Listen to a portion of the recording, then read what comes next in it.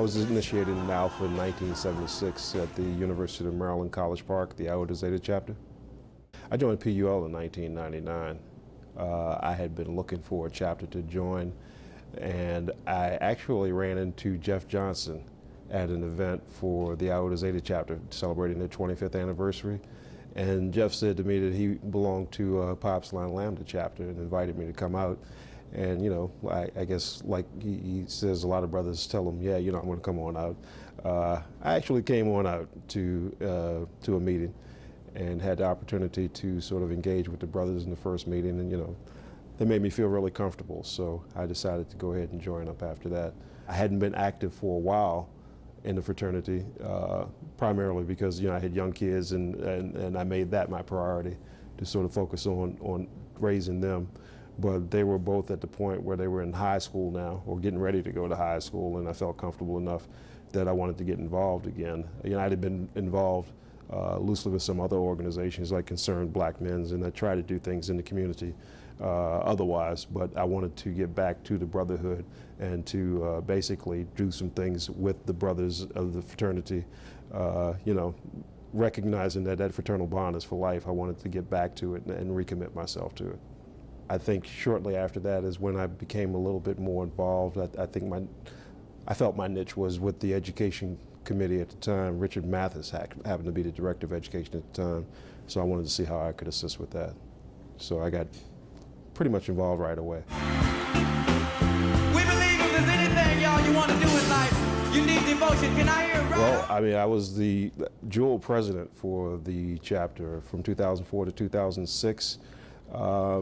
However, I mean, in a lot of ways, I feel like I did the most when I was the director of education for the chapter, in terms of getting our mentoring program started.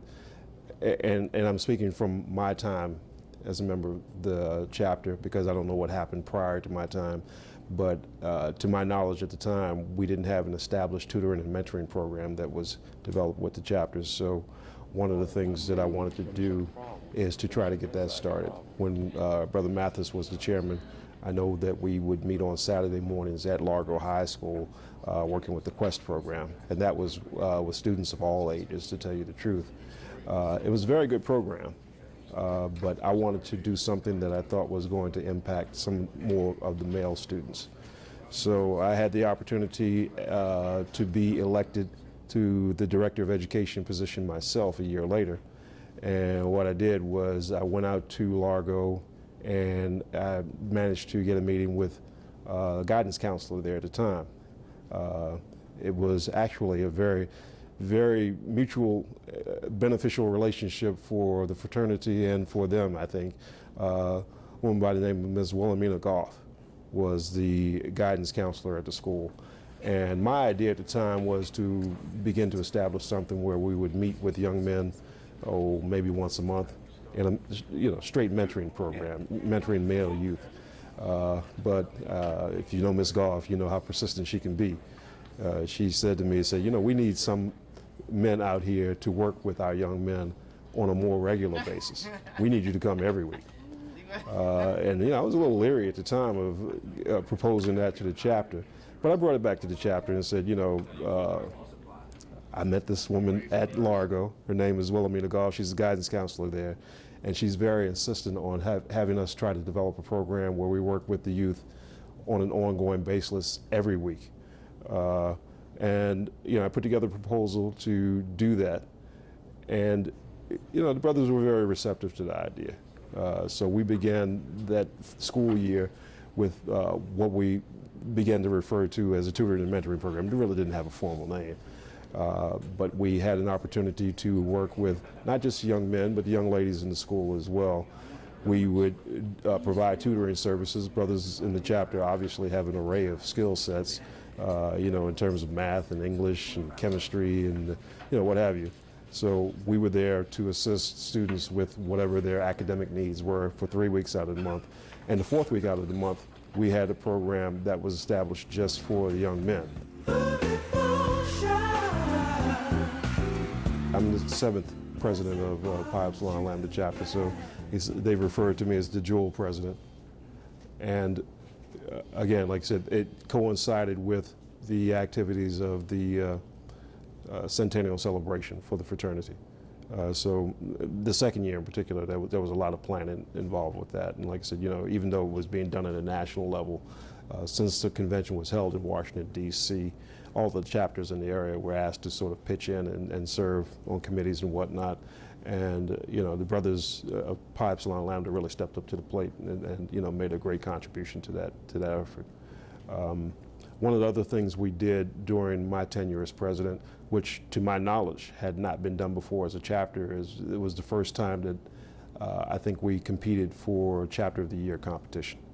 We didn't win that first year, but I think we found out how much we actually do as an organization in the community, not just with the educational efforts, but with our other community efforts as well, like the food basket giveaways and some of the other things that we were doing in the community to sort of help uplift Prince George's County.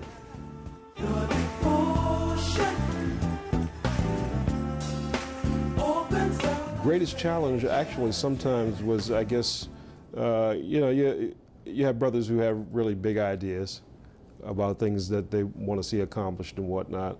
And I guess the greatest challenge sometimes would be trying to temper those ideas and you know, try to stay within a realistic place in terms of what we're actually able to accomplish. You know, Pi Epsilon Lambda has always been, I don't want to call it a small chapter, but I mean, you know, in terms of the number of brothers we have in the chapter, you know, it's small-ish. I mean, you know, I know there are chapters with, you know, over 100 members, in some cases a couple hundred members. So in order for us to be able to accomplish our goals, you know, we had to basically make sure we weren't overextending ourselves.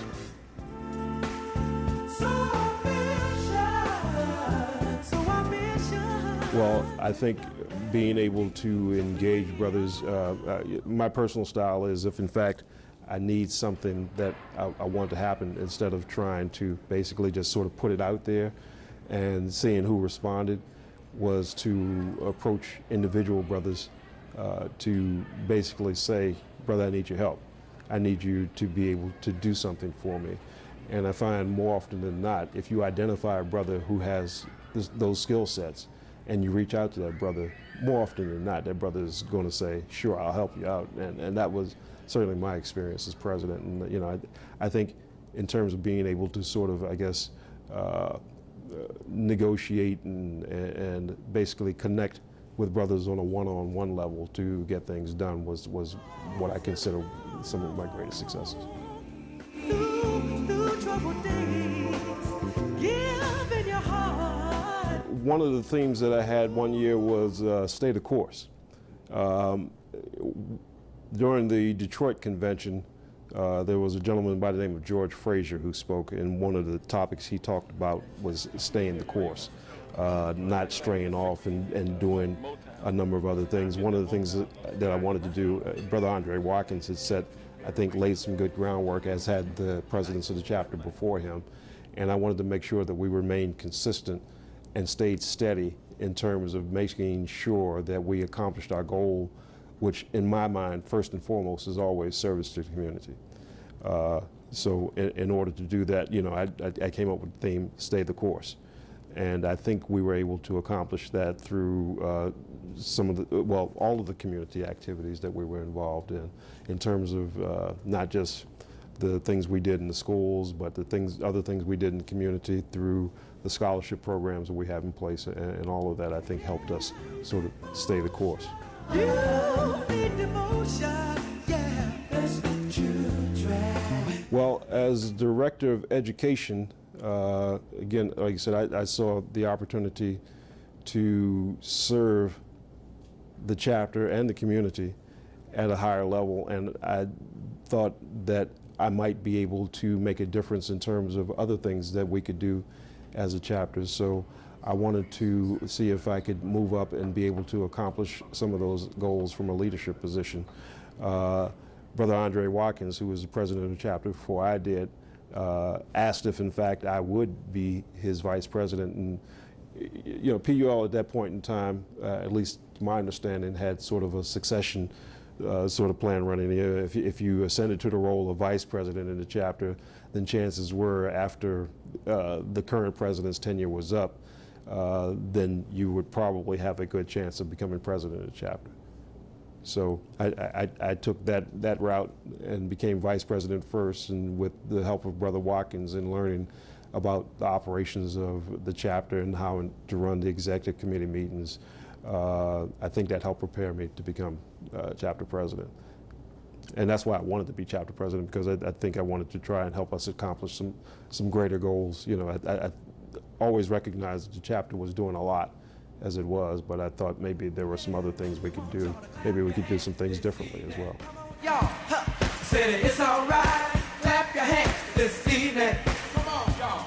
Well, one of the things that I tried to do, and I think I mentioned it earlier, was to basically sort of look at the skill sets of the various brothers in the chapter, try to take advantage of those things that they're strong at in terms of basically building your own executive offices, to look at what brothers had which strengths, because I mean, you know, if you look at it reasonably as alphas, you know, we think we're good at everything, obviously, but I mean, you know, we're stronger at some things than we are at others.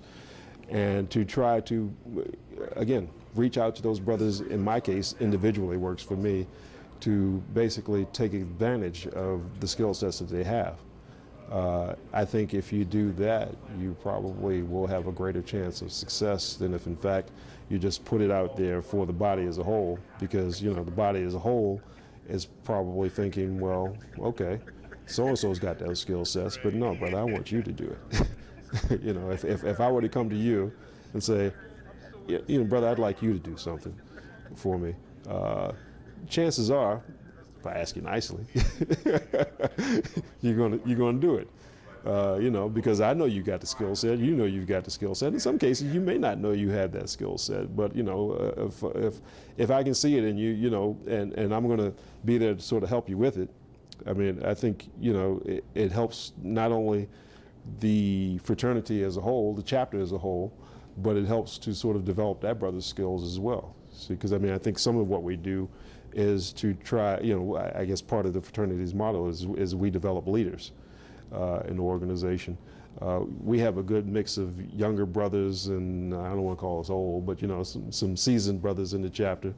And I think we have a bit of a responsibility to sort of help bring those younger brothers up, because at some point in time, you know, we want to sit back and let the younger brothers sort of take charge, because they're the future of this organization. And if in fact we don't give them that opportunity, then in some ways, then we have failed, I think. So I think it's incumbent upon us, our leaders in the organization, to reach out to younger brothers and lift them up.